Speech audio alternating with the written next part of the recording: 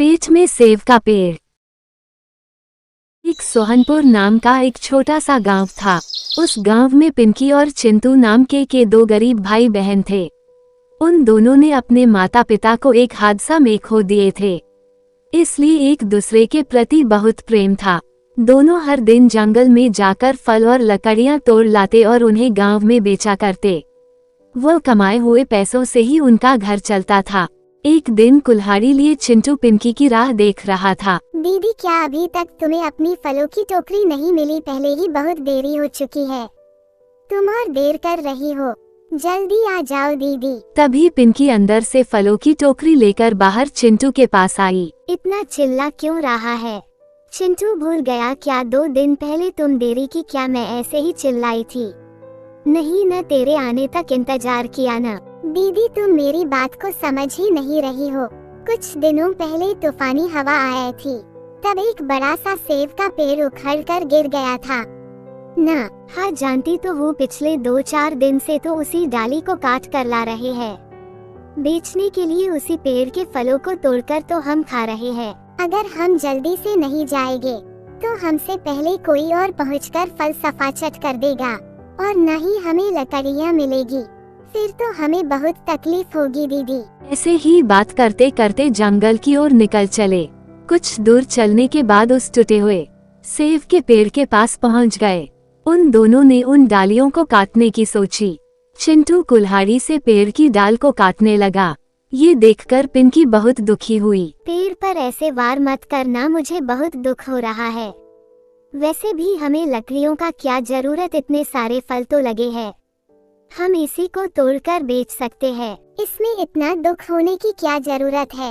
ये पेड़ ही तो है, इस पेड़ का काम ही तो है कि हमें फल दे और लकड़ियाँ दे, ताकि हम लकड़ियाँ को जलाकर खाना पकाए।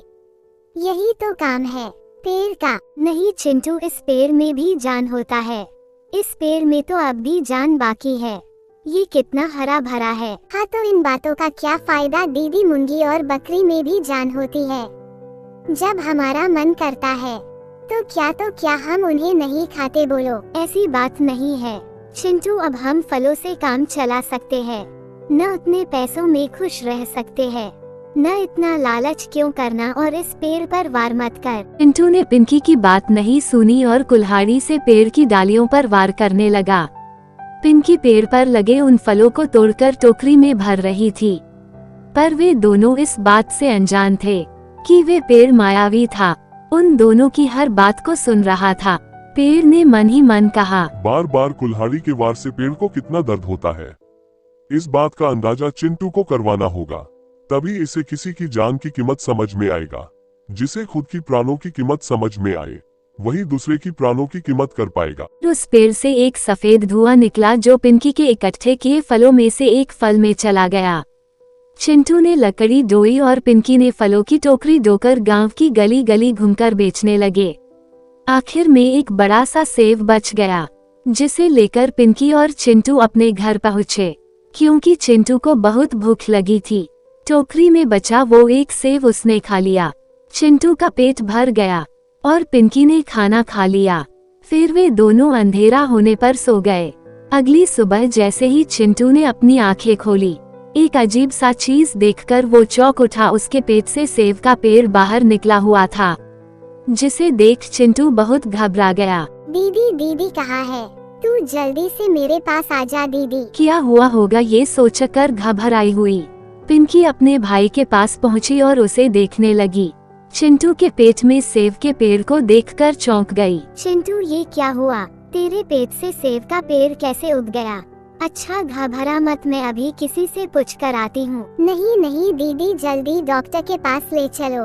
इस सेब के पेड़ के साथ नहीं जी पाऊंगा, मुझे डॉक्टर के पास ले जाओ दीदी। घबराया हुआ चिंटू रो रो कर कह रहा था। पिंकी उसे लिए अस्पताल लेकर जा रही थी। पेट में पेड़ लिए चिंटू को चलने में बहुत दिक्कत हो रही थी। उसे देखकर सभी हंसने लगे थे। वो चलते चलते एक हॉस्पिटल में पहुंचे। डॉक्टर ने जैसे ही चिंटू के पेट में उगे उस सेब के पेड़ को देखा, वह चौंक गया। ये क्या है? मैंने सेब खाया था तो सेब का पेड़ ही उग गया। वो तो मैंने भी खाया है, पर मुझे तो नहीं उगा। तुम्हारे पेट से इसे पेड़ को निकालने के लिए मुझे तुम्हारा पेट कहाँ से काटना होगा? मैं नहीं बता सकता हूँ। नहीं नहीं, ये मैं नहीं कर सकता हूँ। मैं तो क्या कोई नहीं कर सकता। मुझे तो ऐसा लग रहा है ये सेब का पेड़ तुमसे कुछ कहना ही चाहता है। डॉक्टर की बात सुनकर पिंकी और चिंटू ने कुछ देर सोचे और वहां और रुकने का कोई फायदा नहीं है।